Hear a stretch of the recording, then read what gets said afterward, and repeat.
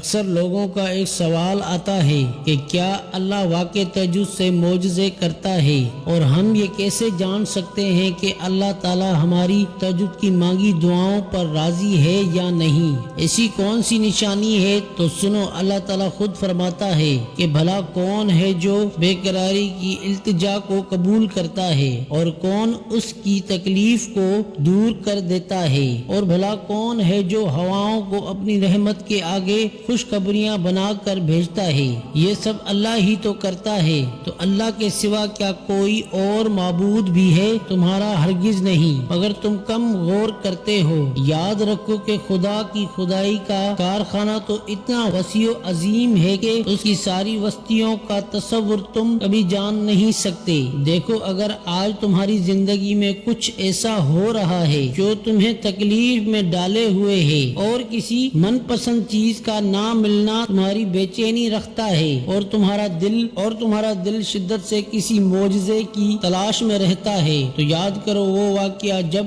ایک مدت تک نبی کریم صلی اللہ علیہ وسلم پر وحی کا نازل بنا رہا تو لوگ انہیں طاعون اور تشنے کا نشانہ بناتے تھے۔ تمہارا محبت کرنے والا اللہ تو تمہیں بھول گیا ہے۔ اس وقت آپ صلی اللہ علیہ وسلم پر اس قدر شدید غم کی کیفیت طاری تھی۔ بعض اوقات تو آپ صلی اللہ علیہ وسلم پہاڑوں کی چوٹیوں پر چڑھ کر شدید غم سے اللہ کو پکارتے، تو جانتے ہوئے کہ اسی وقت جبریل علیہ السلام نمودار ہو کر آپ کو تسلی دیتے۔ ان آنے والے بہترین دنوں کی تو آپ صلی اللہ علیہ وسلم کے دل کو سکون آ جاتا، اضطراب کی کیفیت بھی ختم ہو جاتی تھی۔ تو اگر آج تمہاری زندگی کسی وجہ سے حیف زدہ ہو گئی ہے تو جان رکھو کہ بہت جلد اللہ وہ بد نصیبی چلائے گا جو تمہارے دل کو ہمیشہ کے لیے سکون سے بھر دے گی۔ اور جانتے ہو کہ قبولیت دعاؤں کا طریقہ یہ بھی ہے کہ کبھی کبھی جو تم اللہ سے مانگتے ہو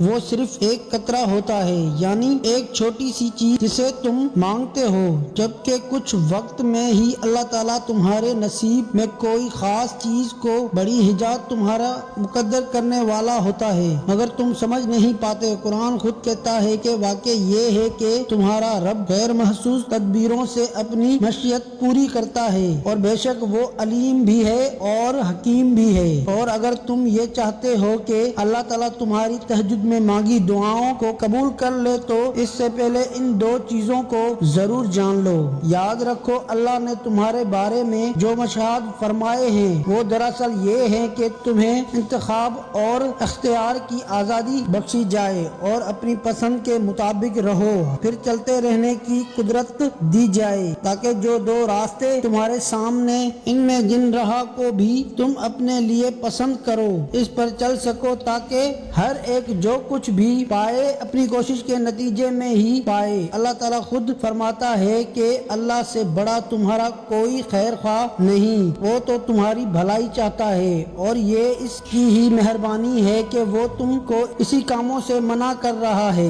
جن میں تمہاری بربادی ہے۔ جانتے ہو جو محبتیں اللہ کی حدوں کو توڑ کر کی جائیں وہ ایک دن تمہیں بھی توڑ کر رکھ دیتا ہے، کیونکہ محبت وفا اور جفا کا وہ کھیل ہے کہ جس میں شیطان تمہارے ایک حسین اور خوبصورت سفر کا شہنشاہ دے کر تمہیں اللہ سے جفا کے تحریک راستوں میں دھکیل دیتا ہے، مگر وہ ارض و سما کا مالک پھر بھی اپنے محبت سے بھرے خوبصورت بادل تم پر برسانے کے منتظر رہتا ہے۔ قرآن کہتا ہے، بے شک اگر تیرا رب چاہتا تمام انسانوں کو ایک گروہ بنا سکتا تھا، اور بے راہ رویوں سے صرف وہ لوگ بچیں گے جن پر تیرے رب کی رحمت ہوگی۔ تو اگر تم ڈھونڈ رہے ہو وہ نشانیاں جو تمہیں معجزوں تلک لے جائیں، تو یہ جان لو کہ جب تم اپنی امیدوں کے ٹوٹنے سے کمزور پڑنے کے بجائے اللہ کی محبت سے جڑ کر مضبوط اور مطمئن رہتے ہو کہ اللہ ہی کافی ہے، تم تو وہ رحمان تمہاری زندگی میں حیران کن معجزوں کی وہ راہیں ہموار کرتا ہے جو تمہیں بہترین اور خوبصورت منزلوں تک پہنچاتی ہے۔